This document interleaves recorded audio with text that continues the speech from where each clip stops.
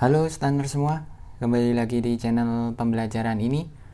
Kali ini kita teruskan pembahasan kita di materi capital structure ya, di pekan ke-12 kalau nggak salah. Sebenarnya ada dua topik di pertemuan ini, satu capital structure, yang kedua adalah masih terkait dengan capital structure yaitu dividend policy. Nah, saya mau bahas sekilas untuk mengkaitkan atau menghubungkan dengan pertemuan atau pembahasan di pekan ke-11, di mana di pekan ke-11 itu kita bahas tentang weighted average cost of capital yang kita cari formulanya adalah kita cari cost of debt, kita kalikan 1 minus tax kali proporsi ya, proporsi debt ditambah dengan cost of equity kali proporsi equity. Nah, ini WACC. Nah, berarti di sini kita punya dua unsur ya. Yang pertama adalah unsur debt untuk menghitung capital, cost of capital. Yang kedua kita punya unsur equity. Nah, di dalam menghitung WACC kita akan memperkirakan atau akan melakukan arrangement gitu ya, melakukan strategi bagaimana agar nilai WACC ini seoptimal mungkin, karena nilai WACC ini akan kita gunakan sebagai discount rate gitu ya, sebagai I di dalam menghitung NPV. Tentu favorable bagi kita, NPV akan menjadi semakin besar ketika WACC ini makin kecil. Nah, bagaimana membuat WACC ini dalam konteks ini kecil gitu ya, sehingga NPV besar, maka akan sangat tergantung ke berapa debt dan berapa equity berikut masing-masing cost of capitalnya. Nah, bagaimana menentukan proporsi debt, proporsi equity, cost of debt, dan cost of equity?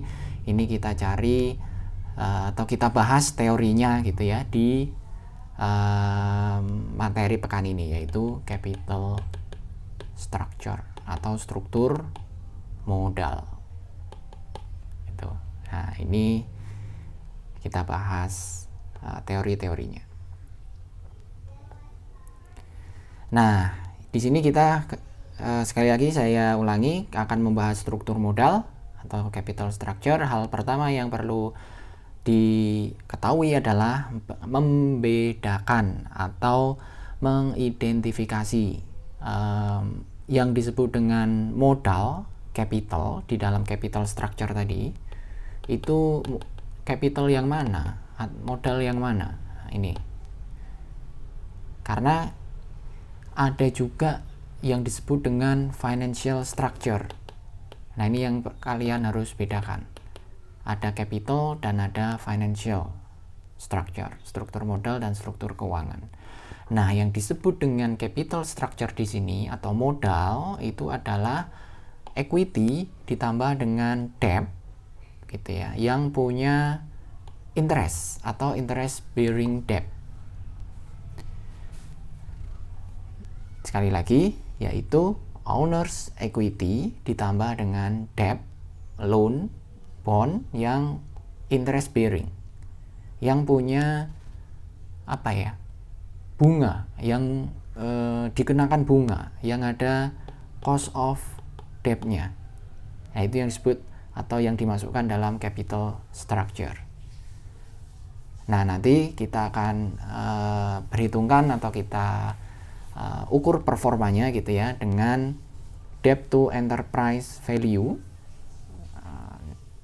Rumusnya adalah net debt dibagi enterprise value. Enterprise value ini yang kita hitung tadi ya, nilai perusahaan dengan NPV yang di chapter sebelumnya, itu enterprise value.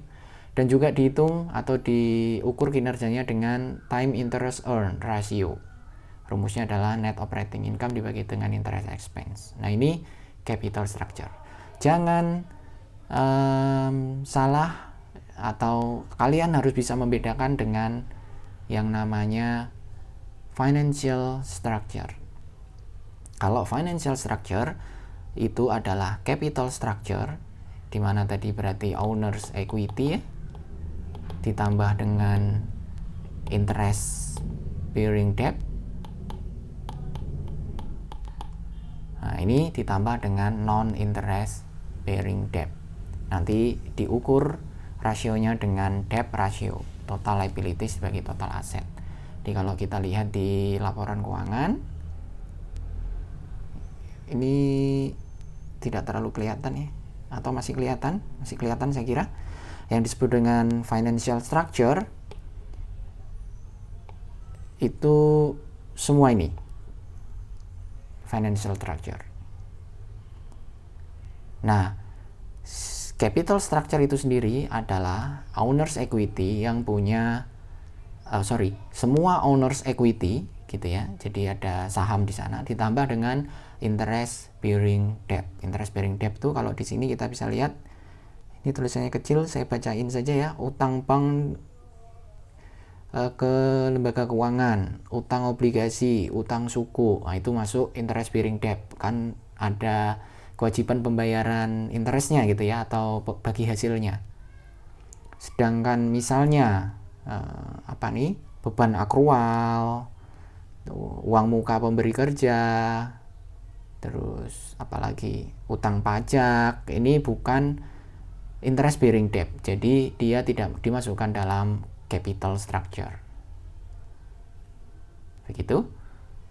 Hal pertama sekali lagi adalah di dalam membahas struktur modal harus tahu yang dimaksud dengan modal atau capital itu yang mana, dan kemudian bisa membedakan dengan financial structure atau struktur keuangan. Berikutnya, apa tujuan kita belajar capital structure? Tujuan belajar capital structure ini tadi saya sebutin di depan ya, kaitannya dengan WACC. Kita diminta untuk achieve atau memperoleh optimal financing mix antara debt dan equity. Berapa proporsi debt, berapa proporsi equity sehingga WACC-nya itu optimal. Kalau WACC optimal, kemudian kita bisa memperoleh NPV perusahaan atau NPV proyek juga yang optimal. Nah, itu ya. Nah, ini ditulis lagi nih. Bisa maximize atau bisa memaksimalkan value of the firm. Ini kaitannya harus tahu ya. Jadi sekali lagi, value of the firm itu dipengaruhi oleh discount rate I yang menjadi penyebutnya. Nah, I-nya ini sebenarnya adalah WACC. WACC ini terdiri dari debt dan equity. Nah, bagaimana kemudian mencapai titik optimal tadi? Itu teorinya adalah menggunakan maximizing financial leverage. Financial leverage itu adalah penggunaan debt, penggunaan pinjaman, tetapi sebisa mungkin mendapatkan fixed rate interest. Nah, itu titik optimal financial leverage, di mana titik optimal financial leverage itu kemudian akan membuat WACC juga optimal. Gitu. Nanti kita akan bahas detail di contoh yang di Excel untuk menggambarkan bagaimana antara debt dan equity ini bisa di-arrange atau dicari titik optimalnya.